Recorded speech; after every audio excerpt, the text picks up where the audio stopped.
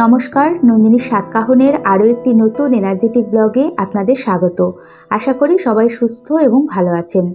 আজকে একেবারে রান্নাঘর থেকেই ভিডিওটা শুরু করলাম।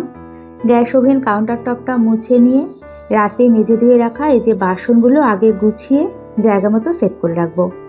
সমস্ত বাসনে শুকনো, তো মোছার কোনো প্রয়োজন নেই। রাতেই যেহেতু সমস্ত বাসন মেজে ধুয়ে রান্নাঘরের পাশাপাশি সিঙ্কটাও পরিষ্কার করে রাখি, তাই সকালে রান্নাঘর পরিষ্কারের আমার কোনো চিন্তা থাকে না। নিশ্চিন্ত মনে প্রতিদিন সকালটা সুন্দরভাবে শুরু করতে পারি।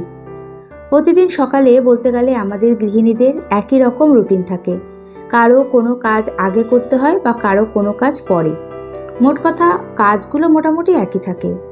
তবে কাজগুলো শেষ করতে টাইম কতটা লাগে সেটা পুরোটাই নির্ভর করে আমাদের অভ্যাসের ওপর। যত বেশি ঘরবাড়ি গুছিয়ে পরিপাটি করে রাখতে চাইব, সময় তত বেশি লাগবে। তার মধ্যেও কিছুটা আমাদের অভ্যাস, কিছুটা রুচির ব্যাপার তো থাকে।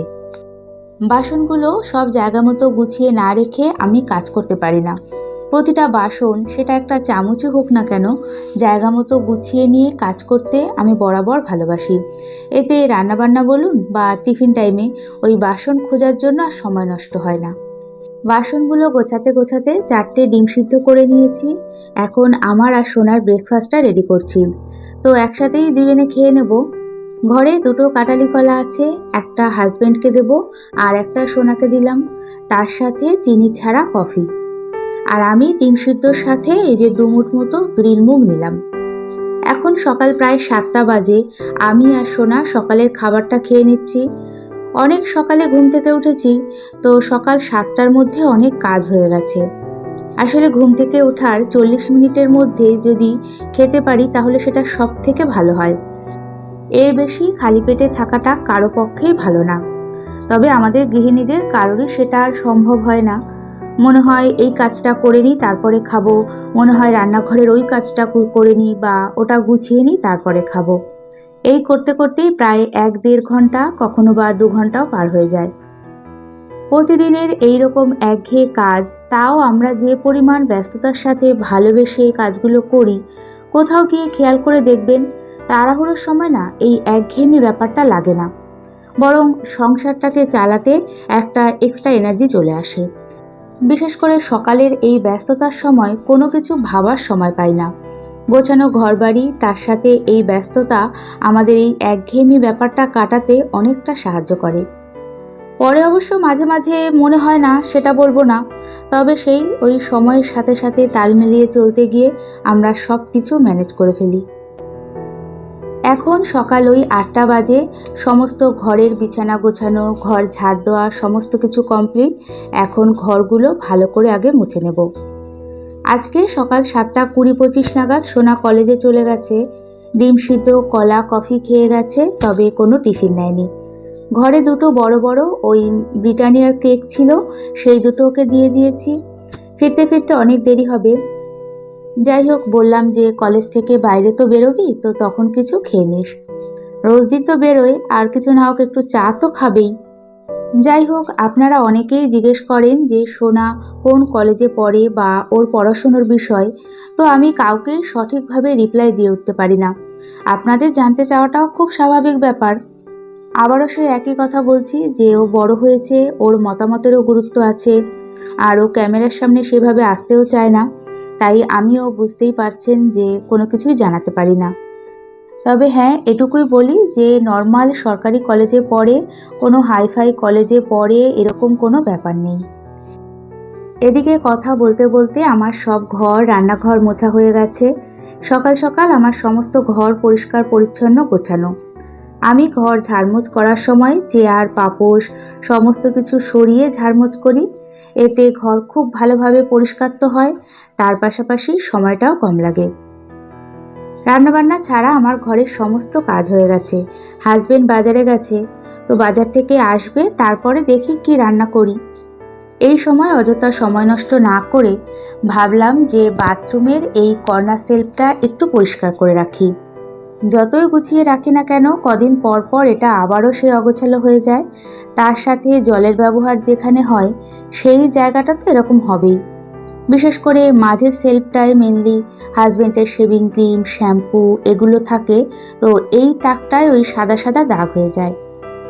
এই সাবান জলের দাগ এই যে ভেজা কাপড় দিয়ে ডলে ডলে পরিষ্কার করলেই বেশ সুন্দরভাবে পরিষ্কার হয়ে যায়। প্রথমে আজকে সেলফ থেকে সমস্ত কিছু বের করে নিয়েছি, তারপর পুরো সেলফের ভেতরে বাইরে টাওয়ালটা দিয়ে ভালো করে পরিষ্কার করে নেব, তারপর জল ঢেলে ধুয়ে দেব। সেলফটা যেহেতু পুরোটাই কভার করা থাকে, তাই ধুলো ময়লা বা অন্য কোনোভাবে অপরিষ্কার হয় না, এমনকি বাইরে থেকে জলও যায় না। বাইরেও হালকা জলের দাগ হলে পরে এই যে ডলে ডলে পরিষ্কার করছি, এতেই ভালোভাবে পরিষ্কার হয়ে যাবে। একটু ডিপ কালার তো, তাই অল্প দাগ হলে এর ময়লাটা খুব ভালো বোঝা যায়, তবে পরিষ্কার করাটাও খুব সহজ। এই কর্নার সেলফটা বা র্যাকটায় 3টে তাক থাকার জন্য সমস্ত কিছু সুন্দরভাবে অর্গানাইজ করা যায়। এখন ভালো করে এই যে জল দিয়ে ধুয়ে নিচ্ছি। ধোয়ার পর 5 মিনিট মতো ওয়েট করব, তারপর জল ঝরে গেলে শুকনো টাওয়াল দিয়ে মুছে নিয়ে আবারও আগের মতো গুছিয়ে রাখবো। এটা একটা কর্নার র্যাক বা সেল বলতে পারেন। আর দেখুন এর মধ্যে এই যে প্রচুর জিনিস রাখা থাকে। কথায় বলে না, যে কোনো জায়গা গোছানো থাকলে বোঝা যায় না যে সেখানে কত জিনিস থাকে। গুছিয়ে রাখলে অল্প জায়গাতেও সুন্দরভাবে সমস্ত কিছু অর্গানাইজ করা যায়। আর যে কোনো জায়গা অর্গানাইজ থাকার পর সেটা দেখে চোখেরও শান্তি হয়। এই শান্তিটা কারো জন্য না, নিজেকে মোটিভেট করার জন্যই যথেষ্ট। এই একটু গোছানো বা পরিষ্কার থাকার অভ্যাসটা আমার কাজের একঘেয়েমি ব্যাপারটাকে অনেকটাই দূর করেছে। শুধু আমার না, সাধারণ মধ্যবিত্ত ঘরে অনেকেরই এই রেগুলার কাজকর্ম একঘেয়েমি লাগে, আমারও সেম। তবে চেষ্টা করি যে একঘেয়েমি কাজগুলো কতটা সুন্দর করে করা যায়। এদিকে আমার এই যে সেলফটা গোছানো হয়ে গেছে। সেলফের প্রতিটা তাক যথেষ্ট লম্বা হওয়ার জন্য কমফোর্ট থেকে শুরু করে শ্যাম্পু, ভ্যানিশ সমস্ত কিছু রাখা যায়। নিচের তাকে একটা হারপিক রাখা আছে, তো অনেকেরই অনেক প্রশ্ন থাকতে পারে, সেটা আগে ক্লিয়ার করি। এই হারপিকটা আমি শুধু ওয়াশ বেসিন ক্লিন করার সময় ব্যবহার করি, তাই নিশ্চিন্ত মনে স্নানের আগে ধরতে পারি। সেলফটায় পুরোটাই কাভার করা থাকে, আর এই যে এখানে ম্যাগনেট আছে, তাই খুব সুন্দরভাবে আটকে থাকে। আর সত্যি কথা বলতে এটা পুরোটাই যেহেতু ভালো কোয়ালিটির ফাইবার দিয়ে তৈরি, তাই জল পড়লে বা জলে ভিজলেও কোথাও কোনো জং পড়ার চান্স থাকে না। আর এই একটা র্যাকের মধ্যেই সমস্ত কিছু সুন্দরভাবে আমি গুছিয়ে রাখতে পারি। যাই হোক, এদিকে কর্নার সেলফটা পরিষ্কার করে রান্নার জোগাড় করতে এসেছি। রান্নাঘরে চলে এসেছি অনেকক্ষণ, তো তেমন কোনো সবজি আনেনি আজকে, মাছ এনেছে। তাই ভাবলাম যে আজকে সয়াবিন রান্না করি। প্রথমে সয়াবিনগুলো বেশ কিছুক্ষণ গরম জলে ভিজিয়ে রেখেছি, তারপর একটু এটাকে ভালো করে ফুটিয়ে নিয়েছি। আর সয়াবিন ভালো করে ফোটানোর পর ভালো করে ঠান্ডা জলে ধুয়ে নিই। কেন জানি না, ভালো করে না ধুলে আমার কেমন একটা গন্ধ লাগে, তাই খুব ভালো করে এটা ধুয়ে চিপে চিপে এই যে জল ঝরিয়ে নেব। ওদিকে দেখতেই পাচ্ছেন সমস্ত কিছু কাটাকাটি হয়ে গেছে, শুধু মশলাটা মিক্সিতে পেস্ট করা হয়নি। আজকে এনেছিল গঙ্গার তাজা বাইন মাছ, তো মাছের জন্য ডুমো ডুমো করে আলু কেটে নিয়েছি, সেমভাবে সয়াবিনের জন্য আলু কেটেছি। আজকে সয়াবিনটা রান্না করব পুরো নিরামিষভাবে, আলু আর পেঁপে দিয়ে আর ঘি গরম মশলা দিয়ে। ঘরে হাফ মতো কাঁচা পেঁপে ছিল, সেটা দিয়েই নিরামিষভাবে রান্না করছি। এইরকম নিরামিষভাবে সয়াবিন পেঁপে আলুর তরকারি খেতে আমার খুব ভালো লাগে। অনেক সময় অনেক ঠাকুরের অনুষ্ঠানে নিরামিষভাবে রান্না করে, সেই রকম খেতে কিন্তু দুর্দান্ত হয়। তো প্রথমেই সয়াবিন রান্না করব, তার আগে কয়েক পিস পটল ভেজে নিচ্ছি। হাজবেন্ডকে পটল ভাজা আর সয়াবিনের তরকারি দিয়ে সকালে ভাত দিয়ে দিতে পারবো। তো তেলের মধ্যে এই যে গোটা জিরে, তেজপাতা, শুকনো লঙ্কা ফোড়ন দিয়ে ডুমো ডুমো করে কেটে রাখা পেঁপেগুলো একটু ভেজে নেব। তারপর আলু দিয়ে আলু পেঁপেও খুব ভালো করে ভেজে নেব।